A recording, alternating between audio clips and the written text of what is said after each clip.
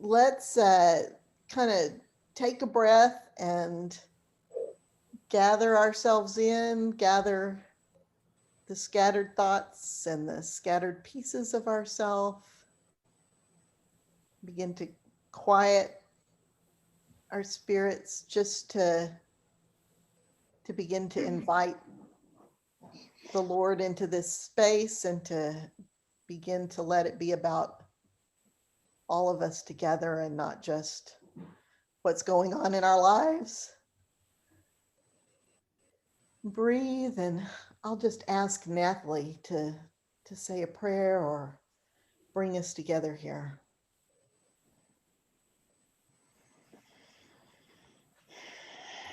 God, I am so grateful for the many ways that we can experience you. And I ask you tonight, as creator, as healer, as wise and compassionate parent, as beloved, to help each one of us to allow you to speak through our voices, and each one of us to hear, really hear the words and the soul behind the words of other people. Thank you for journey. Thank you for the journey that we are all on together. And thank you for all the people everywhere who are not on this call with us, but who feel some deep connection with this Journey Imperfect Faith community.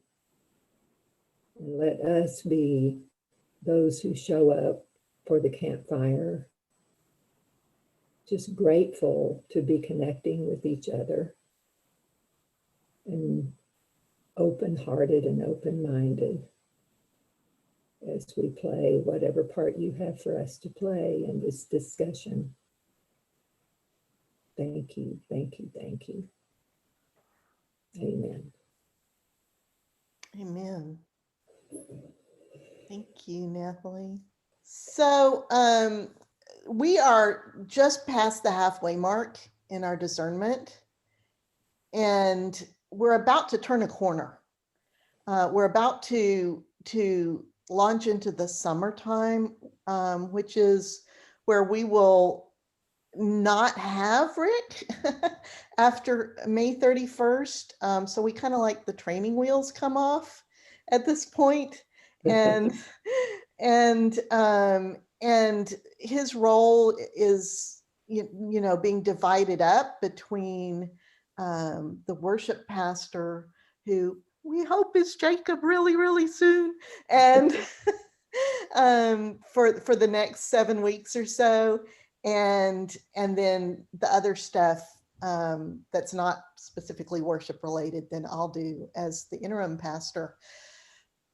And that's like a really new thing for us. It feels strange. So part of what is on the table tonight is to talk about how we're feeling about that, the good and the bad, the plus and the minus. But beyond that, I also want to talk a little deeper about what we've done this first half of the discernment journey. The whole point of it is to figure out who we are, who we've been, who we are now, and who we're going to be going forward. So I know that we are in different stages. Some of us have seen every single meeting, have read every single journal, have, you know, some of us have participated every time. And some of us like have read nothing, just only heard about this today, you know, and are signing on for the first time. So I thought, in an effort to level set a little bit, I put together a clip of some of the pieces of the Zooms we've had so far, along with a couple of tiny little excerpts from the journal. I couldn't do anywhere near as much as I wanted to because we would have spent the whole evening watching the clip. So I just picked some parts that I thought might evoke words from you. And that's what the paper is for, is as we watch this clip, watch it with a mindset of what does this say about who we are? And you can look for positives, it can be negatives, it can be aspirational, it can be grieving, any of them, whatever comes to mind as you watch the clip, jot down on the paper, and that we'll use that as a springboard for our discussion.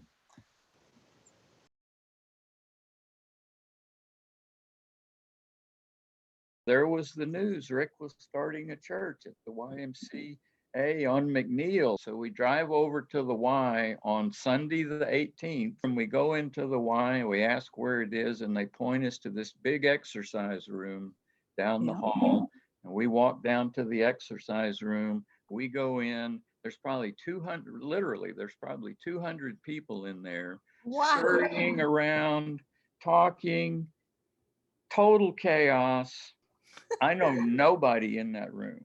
Well, I didn't last long, but at that time, it's very imposing to an introvert like myself. So I picked me out a camp chair on the back row, and there's enough chairs in there that I can hide pretty good. So I'm on the back row, and that's where I'm going to tell you what happened, which is phenomenal. I sit down in my camp chair, and I just sit. And then I'm covered with this heaviness that just sinks me into the chair, totally relaxes me in this non-introverted environment. And then I feel, the message that I'm getting is I'm exactly where I'm supposed to be. I'm exactly where I'm supposed to be. Wow. And it wasn't my imagination, it was palpable. It was real. I can still feel it. And to this day, I think that's the most godlike spiritual event that I've ever experienced. It was very, very, very real. And so I knew where I was, and I knew where I was supposed to be, and I knew I would be a journeyer. The fascinating thing to me is, because I talked to a lot of journeyers, and over the 17 years, I talked to journeyers and say, well, what did you think of Journey, particularly new journeyers? And I hear it over and over and over again. Well, it's interesting, John. I just could feel the spirit of community the first time I went to Journey. And I know what they're talking about.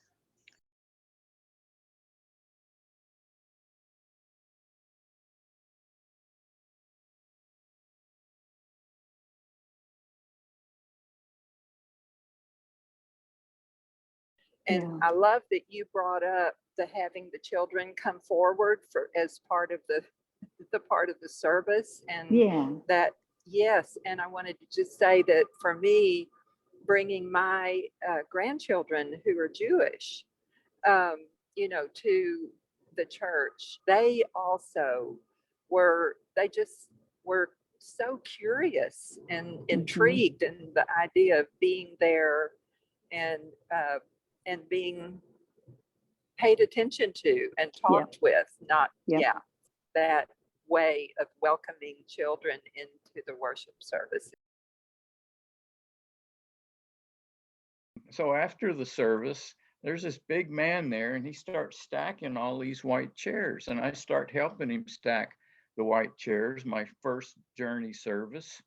And so we and a couple other people, we're hauling 100 white chairs out the YMCA, and we put them in his truck. And he tells me he's gonna take them home. And I said, well, really, how did you come to have 100 white plastic chairs? What brought that on? He said, well, I really didn't need them. I got plenty of old chairs at home in my garage, well, what'd you buy 100 white plastic chairs for? And Norm says, in the way that Norm talks, well, I just thought I might need them. And that is a God moment that Wow. persuaded Norm Montgomery that he needed to buy 100 white plastic chairs when he had Right. no need for them. Before he knew anything, he had bought them just a few months before Journey kicked off. Oh, He wow. wasn't quite sure Wow. himself why he bought 100 white plastic chairs.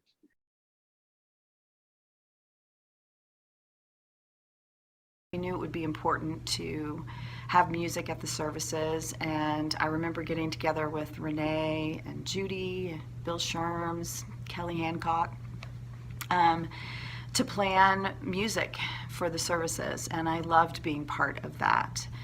I also loved being part of a church that was radically inclusive and was service directed.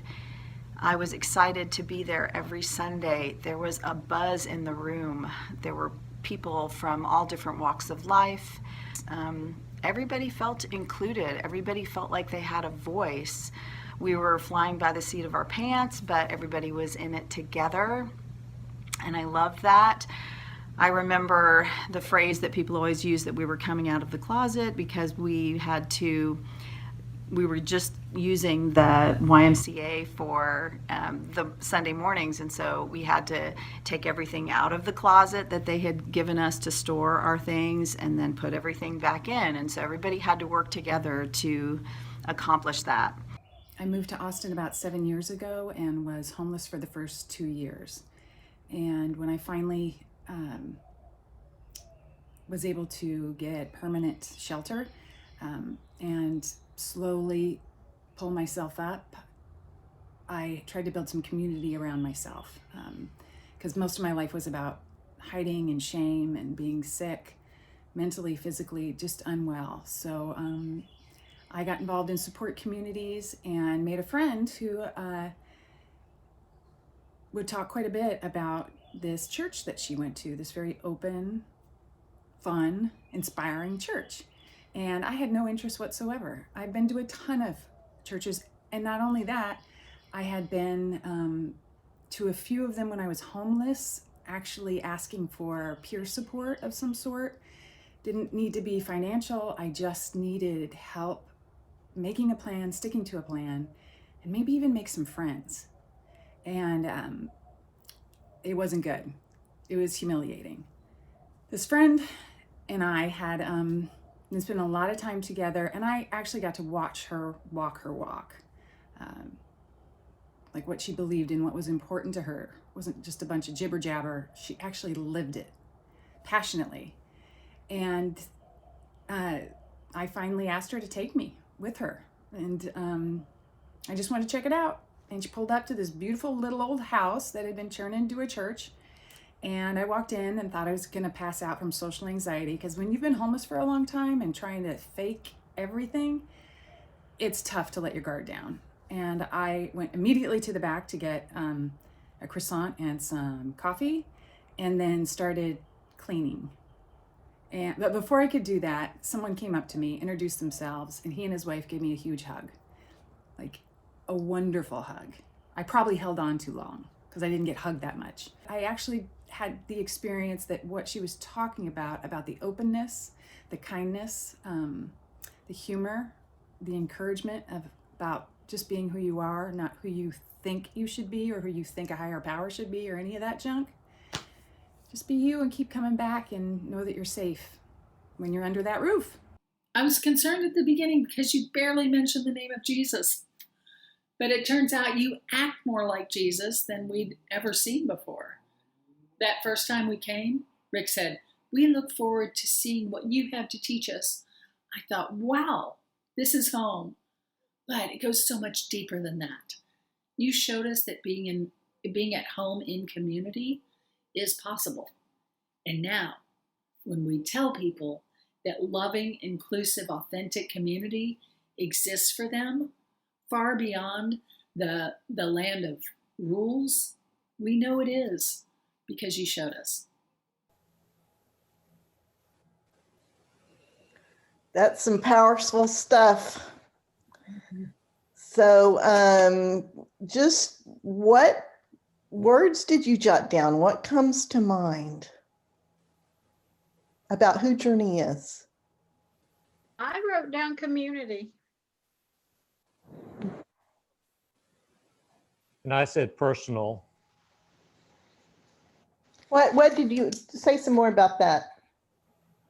Well, I guess in my head, I stress about that how much of Journey is Rick. Oh, really? And these Yeah. stories help me realize Journey is much bigger than Rick, or different. Journey, he's a main ingredient, but there's something else there. I don't know. The stories are all personal. They're not pulpit to congregation. I wrote down energy and mayhem. Mayhem. Energy and what? Mayhem. You feel that way sometimes. I would say open. Oh, go ahead. I just wrote down serendipity and how people kind of show up thinking it's one thing and realize that maybe it's a better version of what they had anticipated. Sally, what did you have? I didn't have a pen, so I didn't write anything down, but what I was struck with is just openness. Just there's an open door there. Walk in, like John's describing how he felt in that chair, like you felt like you'd come home, you'd arrived. And I've been touched by like that last video. That was one of the ones that I watched with Susan and is it Melinda? Melanie? Melinda. Don't really know her, but her story is powerful. And just, if we can be appealing to people across a range, not just, the typical, here we are, Caucasian, a certain brand of Caucasian. I think that means a lot. Hi, Lily. Lily. What other thoughts, words came to mind? Authenticity. Hmm. And it just came and went, right? Came to my head and went out of my head. I'll tell I have that problem too. Oh, I know. It's what Susan was saying about Rick saying to them, we look forward to what you have to teach us. And I don't remember those exact words, but I think that from the time I first came to Journey, I don't think I was there more than twice before I heard the message of we all have something to give here, and you can be involved as much as you want to be involved.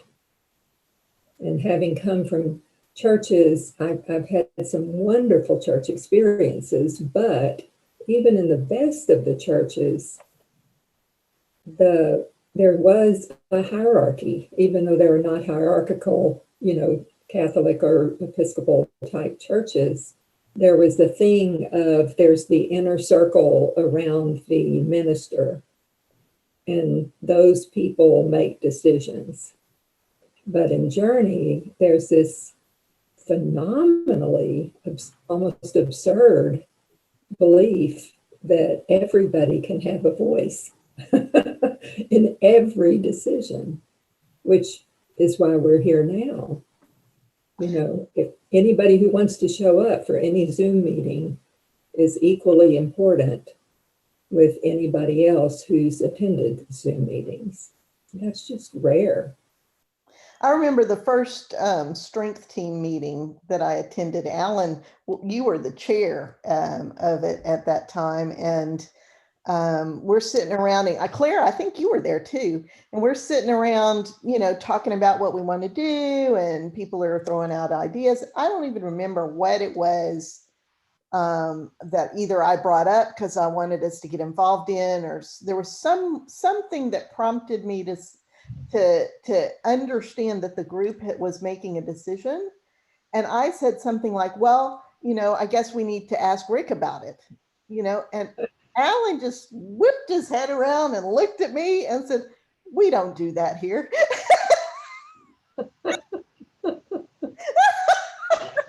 I was like, yeah, wow, that's weird.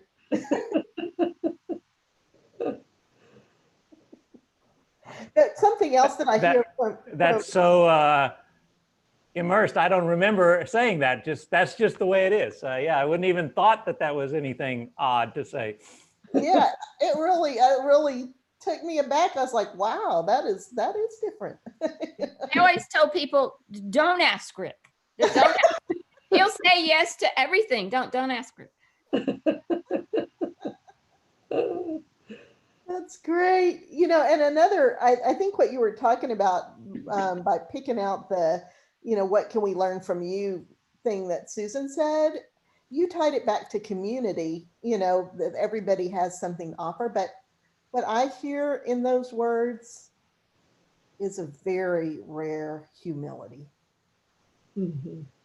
And it's humility that started with Rick, and that he made us real effort to cultivate among us. And it is just not something that I think the church as a whole, church, big capital C church, as a whole cultivates in people. And I think that is one of the most foundational things we have to be.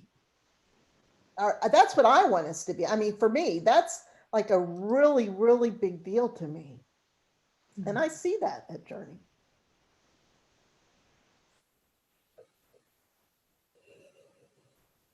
A thought that comes to mind is kind of recently I had a conversation with Rick on another topic, but it was like, I am an engineer and a micro planner, and I see the physical connections between all kinds of things.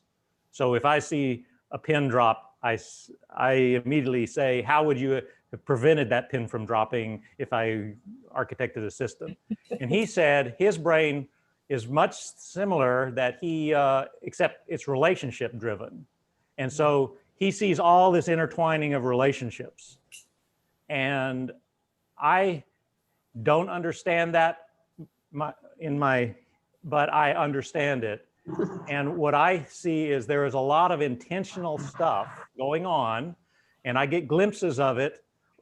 Example, we don't have a pulpit. Everybody's at the same level. It's in the round. It's not stadium seating. There's all this little stuff that proactively continues to push to break hierarchy. And that takes intention. It doesn't just happen. So I'm just verbalizing that as a community, we have to be intentional about these things. Otherwise, people like to follow the shiny leader, and we risk it unless we're intentional about keeping all those connections being relationship driven as opposed to hierarchical. I think that's a really important point, Alan, especially as it relates to worship and the worship space, which is where we touch each other and touch the community as well. That the messages we're sending are not just what we're saying. Yeah.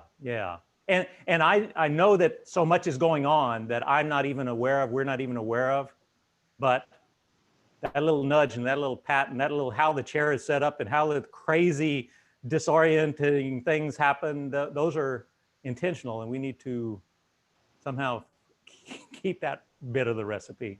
Well, yeah, and I think part of the fact that we set the chairs up every week and Rick made it a point of doing it differently as much as possible. And sometimes so much differently that there were not rows, which drove people nuts. Drove me nuts. Yeah, really. I mean, it was one of those deals, and it was fun to set them up that way and watch people straighten them. Yeah. That would be me. Yeah, me too. But that was an intentional thing so that people don't get used to, well, I always sit on the second row on the left side or in the fourth seat or something like that. If the seats are different every time, you can't do that. You can't own it. It's, it's like in these churches that have the pews, families come to own their pews. Right. And, I think it's important. And as you say, that we're intentional about not owning any of this. Right. So Riverbend seats 3,000, and when we were there, we sat in the same row every Sunday. Every time. We knew the two people next to us and the two people behind us. That's it.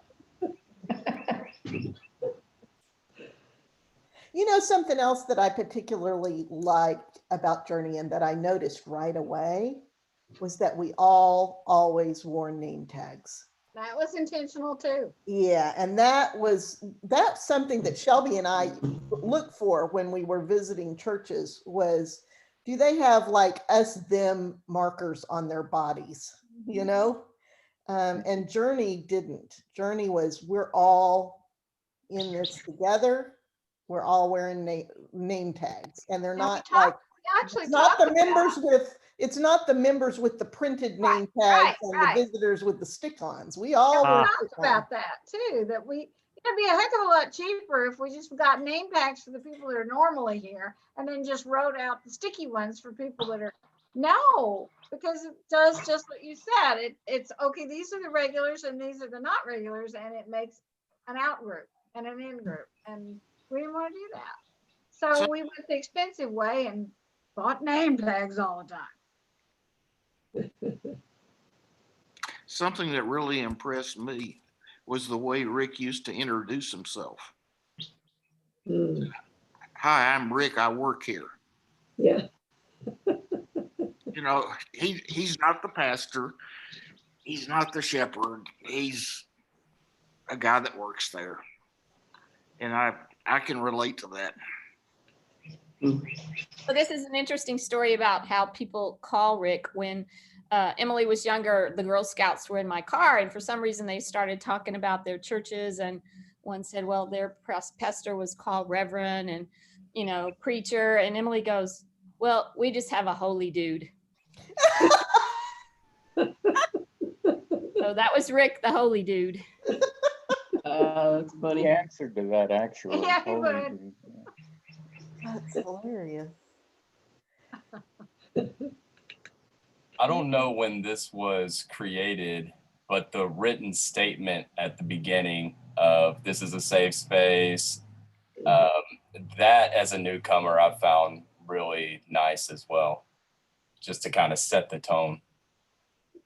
I like the banner that used to hang up on the wall, or maybe still does, hang up on the wall that mentions that we're radically inclusive. Gives basically our values. I like that too, Shelby. I love that. I'm sorry? I also loved that whole banner with all of the different statements. Yeah. I love that. And I also like this is a safe space. I thought that was just like inspired, that all the different words and for a while when we only did a portion of that, I missed it. I'm glad that it's been brought back, a more complete statement and used more frequently, even on Zoom. But yeah, that was pretty new. It was. Yeah, this is a safe space, I think, came just in the past year, before COVID. Yeah. The year before the gap. Yeah. Did you know about it, John? Do y'all remember what prompted bringing that statement in, or do you remember, Alan?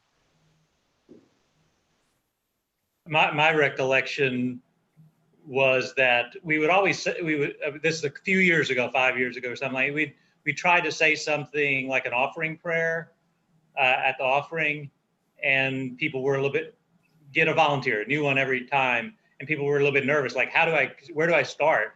And so we kind of started with here's a few things. Here's what our philosophy of giving is, and here's what just a few kind of a framework, so people wouldn't feel like, I'm not going to volunteer to do a prayer from scratch. And I think that might have been a seed that morphed into the intro at the beginning, but I think Rick probably came up with that, or a worship team said, it's important to have some statements of philosophy reiterated. Yeah. Yeah, that's my recollection, Alan. I think that started about 3 years ago, somewhere in there. Yeah, it wasn't 5 years ago. No. Oh, okay. Well, But the other thing that was part of this is a safe space, but we will encourage you to grow. yeah, And I think that's important. I think it's important that we stay real. Right. I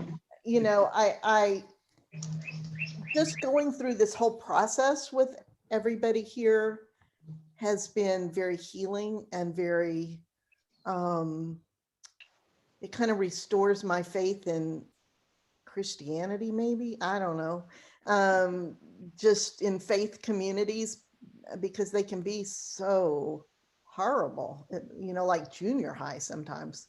Yeah. And but I also want to say that I think that our strength, that is a strength, but I also think our strength is also in being real when we hurt each other. I know that there are hurt. I've been hurt at Journey multiple times. There was a period of time where I couldn't even come back for several weeks. And then even when I could come back, I had to get it. We got up and left in the middle, like a lot. And it was, and nobody pressured me. Nobody, it was just, it was okay for me to be able to get up and leave in the middle, and if somebody would ask, I would just tell them, I didn't feel well, or we had to be somewhere, I didn't want to really talk about it. And I appreciated that. I also knew that if I had wanted to talk about it, I could have gone to anybody, any of these faces on this screen, and I would have felt safe talking about it. But there we hurt each other. We have to, because we're humans and we are together in trying to do something that matters to us. I just somehow we need to capture that commitment to each other, that even when we hurt each other or when we are hurt, that we're still part of this thing to whatever extent we can be in that moment. Does that make any sense? Yeah, I was, as you're saying that, I'm thinking how I like structure and things done a certain way, but there's no perfect answer for anything. I know that over the years, we've had some people leave Journey. Randy Langford was one who commented after, is like feeling the other side of that. We're very loose. We're not going to put pressure on you. And if you drop out, we're not going to go hound you. And he was like, sometimes people are dropping out and I'm dropping out and then nobody misses me. So, it's not a win. There's not a recipe. There's like, how do you not seem as if you don't care or don't notice? And how do you let people do things at their own pace? So it's the same thing. Even if things aren't done with intentional hurt, people can be hurt by whatever. And recognizing those things and trying to at least acknowledge them is important. Yeah, I was going to say the same thing, Alan, that I know that there were some people that were upset that we didn't follow up when they didn't show up for several weeks or something like that. And I'm going, yeah, that's the downside to being as non-pressury as we are. Yeah. But I would like to see us gone, but we're not going to follow you down, hunt you down. I would like to see us strike a little bit. I'd like to see us move that slider bar back a little I bit. agree. I think we can do a better job of calling people up and say, we missed you. It's Yeah. okay if you don't come, but we miss you. No Right. trouble. Exactly. It doesn't have to be, where have you been? It can be, you know, I haven't seen your face. I miss giving you a hug. Right. And that feels good. Yeah. I think that's an important thing that we're not doing as well as we could be. I agree. I agree. I was going to say one other thing. Of just this is a kind of a little self-serving an exercise for today. Was we got an email from some a journeyer who had moved to the other side of town, hadn't been in Journey for a year or two, and was saying that asking Strength Team about some help for a person they know who's needing help. And this is something that Strength Team does. Well, me and my organized, I'm like, oh, shoot, we don't have a Strength Team. We disbanded Strength Team 2 years ago. We have no structure. We have no order. Oh, no, it's on my shoulders to figure out what the answer is. I don't want to do this. But it's like, so then I was like, I'm going to just send this to an email. And I pulled up the old Strength Team email, and I'm like, I don't even know who's on this email list anymore, because it's been dormant for a year. And I said, you know what, I'm just going to send it, and maybe there's connections to journeyers who don't know what's going on. So I did, and then Amanda was on the list, who was the one asking for the help. So she, oh, that's right, she was a Strength Team, and Gail was on the list, and Claire was on the list, Michelle Isker was on the list, and people who are journeyers but detached. And I'm like, so my frustration of I need a very well-defined team of 3 people to make decisions on these critical things is like, it's like cast wide the manna onto the sea and see what happens. I think that's where that's one thing that I've learned from Journey, is just try to embrace imperfection and just do some crazy things. So it's like, Yeah, because I mean, you had like 6 responses in an hour. From people I hadn't heard of, Journey connected in a year. Yeah. Just because it was an old email list and I didn't even know who was on it anymore. Yeah. So it's good to see your face too, Claire. I hadn't had lost touch. Yeah, no, I've been kind of out of touch. Yeah, it's been a long year, and I kind of already had migrated over towards the Quakers more. And then when the pandemic hit, they just kept going online, and I would go when I could, but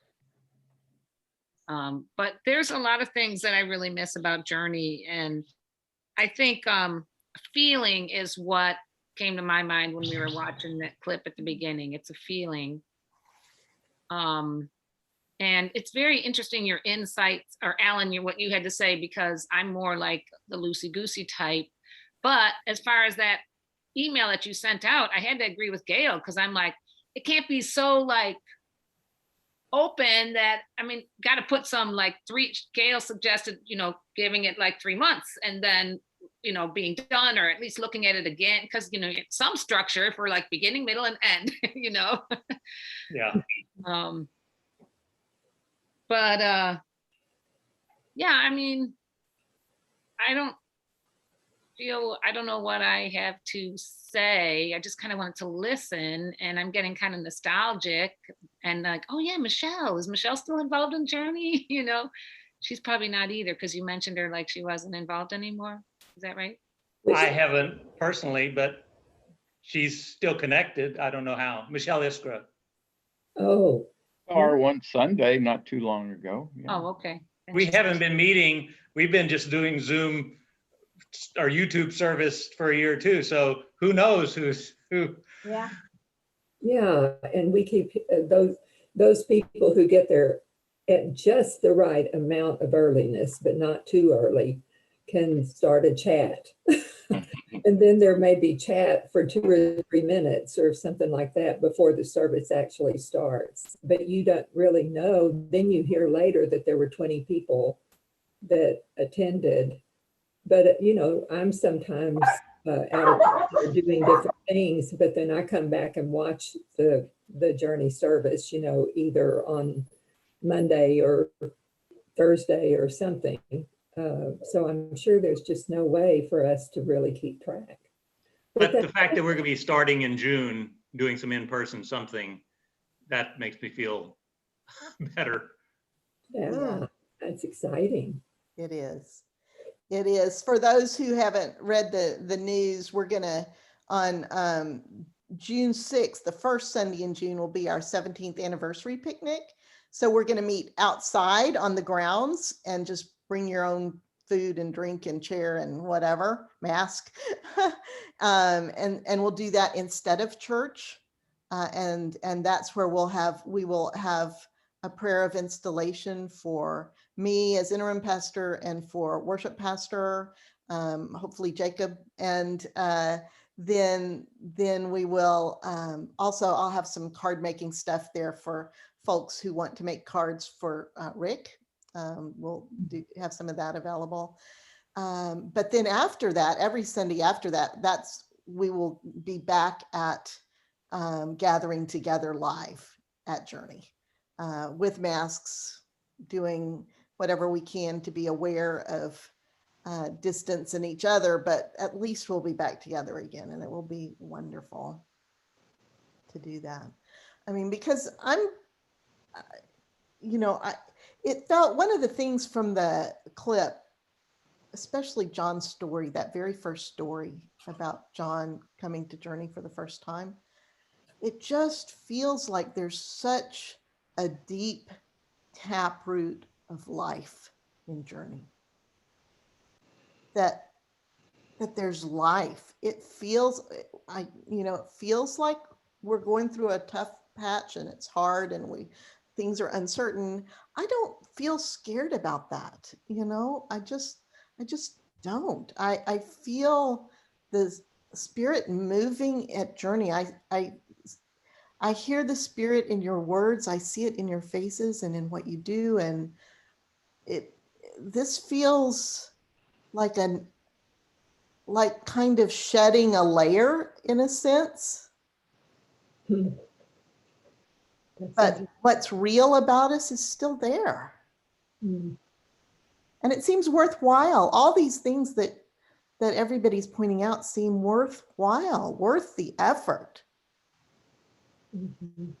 Well, one sermon that I remember hearing several times, I think, in different ways, was about that in-between space, Liminal space, yeah. That liminal space. And that's what I'm hearing from you, Gail, anyway. And I understand that feeling, because it's definitely in a change, but it's like, okay, but you're not worried about it, or you're not scared about it. So that's kind of cool. But I'm recognizing that this is where we're at, And that's a good point. It's like, how are you all feeling in this space where we are right now? Well, I'm kind of like, I would love to have Journey survive, because this is my community. And I'm okay if it doesn't. So that's where I am with it. And so I'm going to do all of the things I can to help it. But again, I know that we'll be okay, even if it doesn't. I mean, we'll miss people, and shoot, we may start having meetings in our living room if we have to. but we'll be okay. I'll jump in. I feel like I'm in a different place than I was, 3 months ago or whatever it was, 4 months ago, with the first announcement of Rick's retirement, because I think that, to me, it just struck me, and I felt sadness, and I felt like, well, that's it. We've hit the end, the beginning of the end. And I think that there were just a lot of mixed feelings for me, and uncertainty about whether, do I want to be on these Zoom meetings? Do I want to, try to figure this out? And what does that look like? And I guess I, finally, just in the last 2 weeks, spent some time journaling and also looking back at some of the clips and videos, and that helped me to see this process that's been going on at a very deep level of who is Journey, what is Journey, what are we made of? And I thought, wow, this is such a wonderful exercise. It's like a positive therapy kind of thing to look at, why do we exist? Why did we ever exist? And what kind of impact has Journey had? And, what I'm struck with, there are a lot of the individual stories, like, I can remember, when Susan and Rob Cottrell came, and I remember, how Journey sort of blew their mind, and I knew exactly what they were feeling because I'd gone through that same thing. And it was such a process for me to embrace the disorder of Journey and not hearing, this is hearing about Jesus's teaching, but not clearly studying it in a different way. So I think all that to say this process that's been going on, no matter what happens, kind of as Susan said, is a very, very healthy process. And I think Journey has a message that's unlike just about any other place, and we kind of keep hearing that. And so the other thing I heard through looking at some of what y'all have been doing is, why do people leave? And, is that because people get what they need and then they move on? Maybe. Is that because they want the church to be more like what they want church to be like? Yeah, that could be another reason. Did it just not meet their needs? And so that could be a yes. But I have to say that, I was always struck by the fact that at these critical points, when Journey was making a change from YMCA to the warehouse to Beverly Hall to our own place, at each one of those points, it felt like we were in that liminal space, and it might end, and there were people that left and thought that Journey had way too many weaknesses. And I'm so glad that I hung around to see that no, it wasn't the end, and there were more people that were going to be showing up and being impacted. I do feel like this is a pivot point that Journey could become stronger in some ways. There are probably, some areas that I feel like, and this is maybe coming from my angle, personal, I could use more music in more of, the only word that I know from the past is worship, but it doesn't mean that you're on your knees or anything. It just means that in my mind that it's a reflective place, but it involves music and involves singing, and it isn't always passive. It's more engaged than just listening to great artists. So that's something that I have felt, that we do a little bit, but it's not enough quite for me. And I've kind of rolled with that for this time period. And so I think that's really all I have to say right now, other than I like the idea of, Gail, of you doing pastoral stuff, and Jacob, I didn't know that you were getting ready to be the one up to bat, but I really like that idea too. I think you have a wonderful personality and spirit, and so approachable. I'd feel good about that. So yeah, thanks for letting me speak. Mm. One thing I think is unique about Journey to me is I think it was started for the right reasons. I mean, it wasn't started as a platform for Rick to become some great pastor, and we weren't out advertising to get more members. We were working with what we had and trying to follow Jesus the best we could without shining a huge light on ourselves to say, look at me. We were just waiting for the word to filter out. We weren't really trying to make it something that it wasn't. Now, that's been some tension also with some people who have left Journey because we didn't do as much of that kind of outreach as people have wanted. And I'm all right with that. Yeah. Yeah, what do they say? You can't please everybody all the time. Some No. people, some of them. What do they say? But I They- do want us to be stretched though, you know, and there are places that we need to be stretched. We need to be stretched in our social action. We need to be, you know, there's some things that we are that we're not expressing as well as we could, like we talked about the I miss you kind of thing, you know, the sentiment is there, but we're not like showing it, you know, we're being a little reticent here and there. And so I think we have room for growth. That's a good thing. Yeah. That's a good thing. Yeah. I don't want to be somewhere where I'm already. already arrived. Sorry, Alan. Like we said, it's a safe place, but we need to grow. Yeah, the thoughts I have is I have kept silent on this, but I echo what Sally said about music. I mean, I love singing at any church.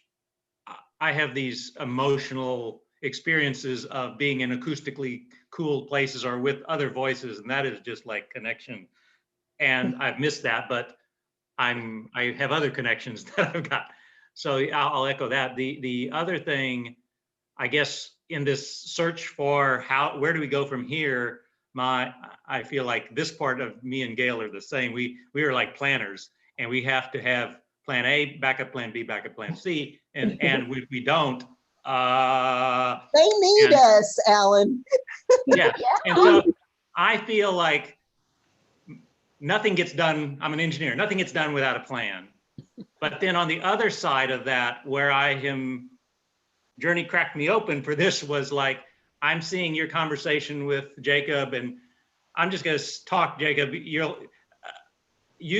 We've heard you're on your own discernment of what do you want to do with your life, and that's your journey, and I can't control your journey. We're talking to another person, Amelia, and I just loved how you, Gail, had characterized that discussion about she's looking at where's her journey.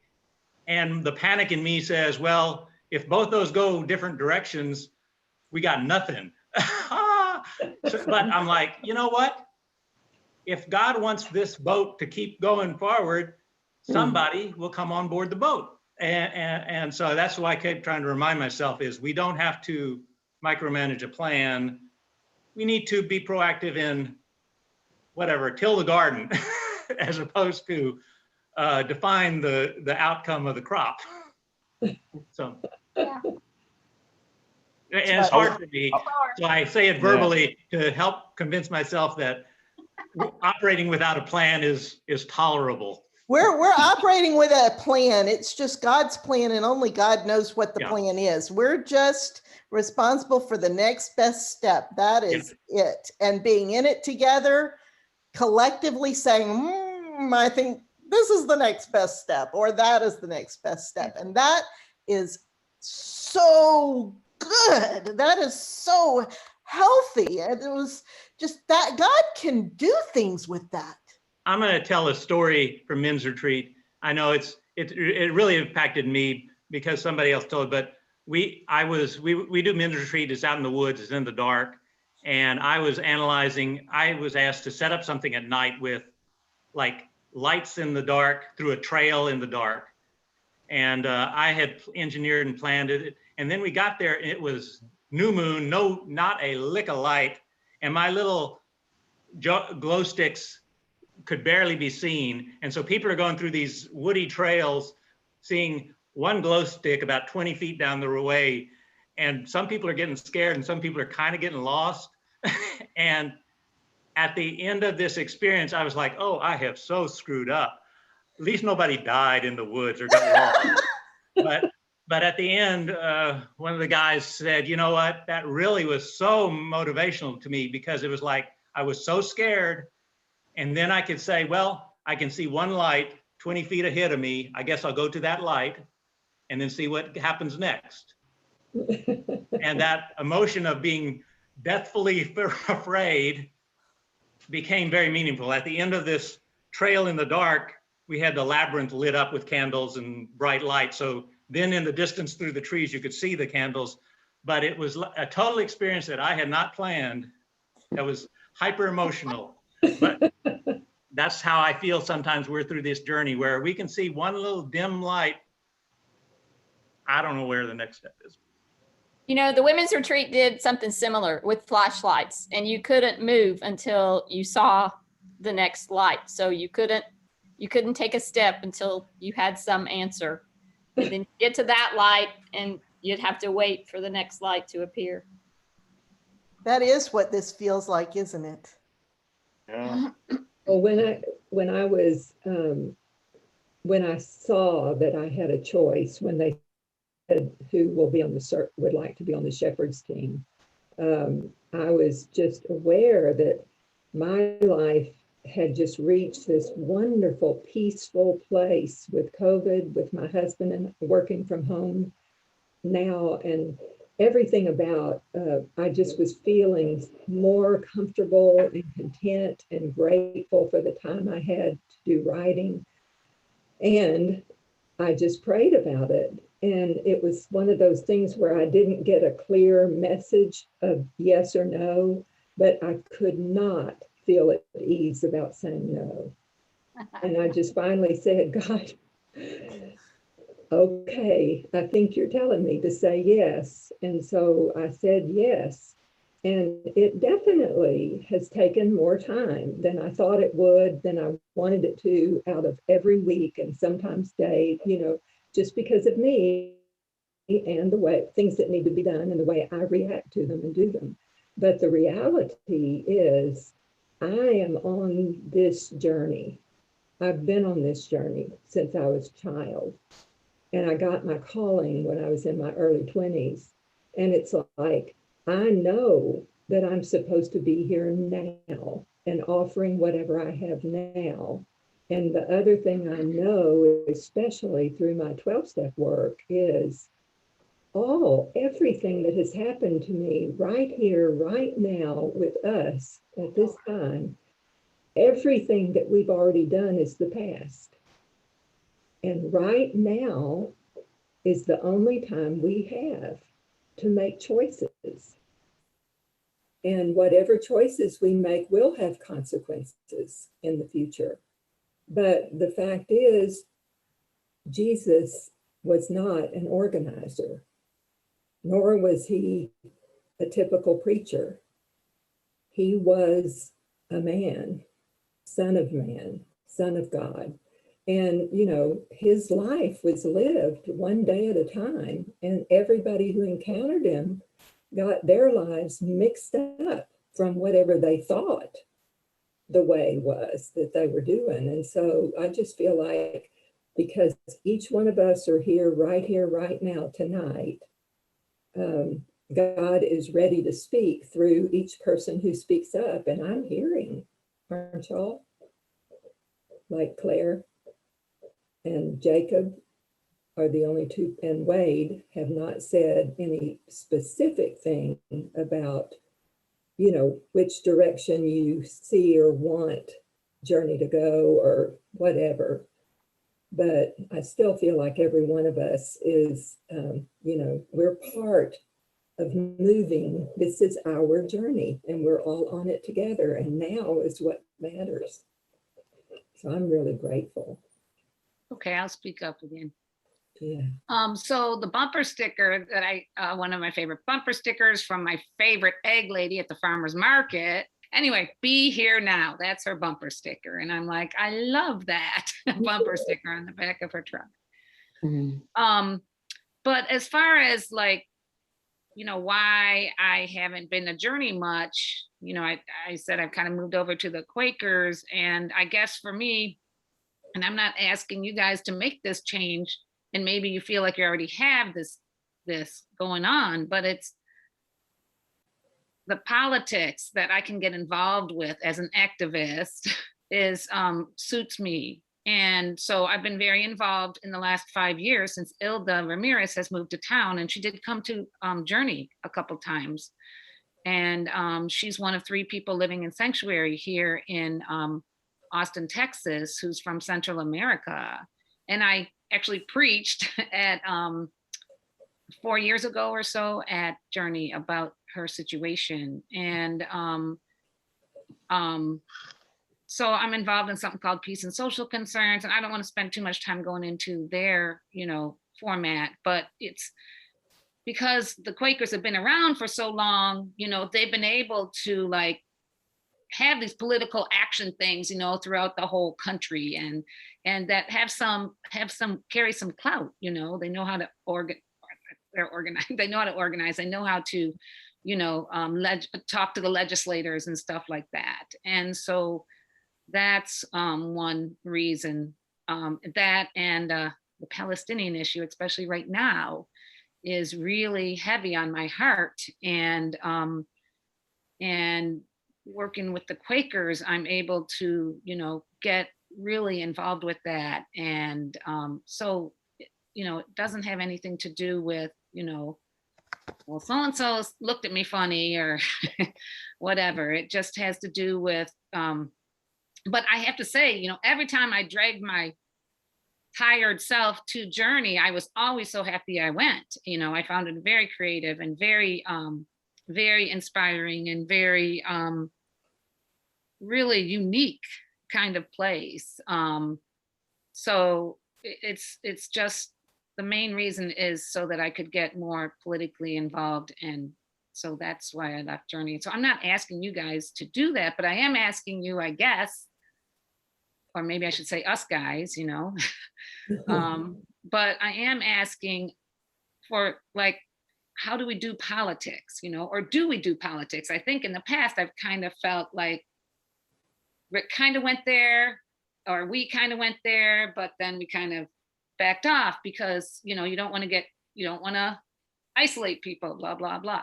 But look, I mean, like I tell my family, my conservative family, I'm not choosing politics.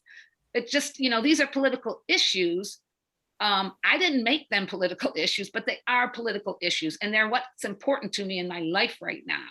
My good friend is being, threatened by ICE to be deported. I have to respond.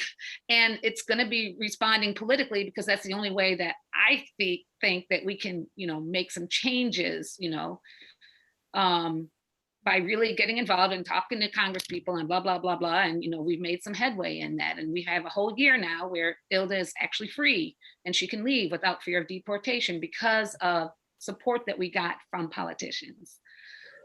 So I'll stop there, except just to kind of like bring that up as something that I think that you're absolutely right, Claire. And that's what I was saying when I said I think we could stretch some more in the area of social justice.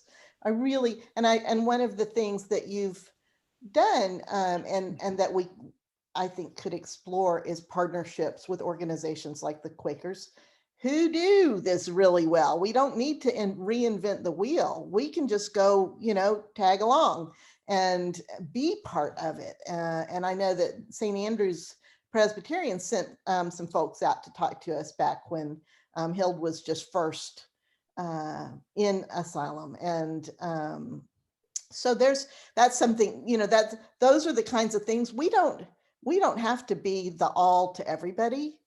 We can leverage what other people are doing by participating.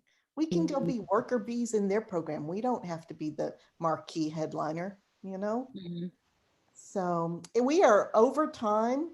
So I'm going to ask for any final comments. If somebody has something on their heart they'd like to say. Jacob. I was going to say my experience at Journey is weird because my first service was Easter last year when COVID had already hit. And so I was online. And so I've only known Journey online. But one of the things that stuck out to me early in the video was the buzz in the room, how there was this buzz in the room. And I think that's what I'm so eager to finally feel, because you can only get so much buzz when it's you and Rick and his like iPhone on a camera, you know, like in the room with you.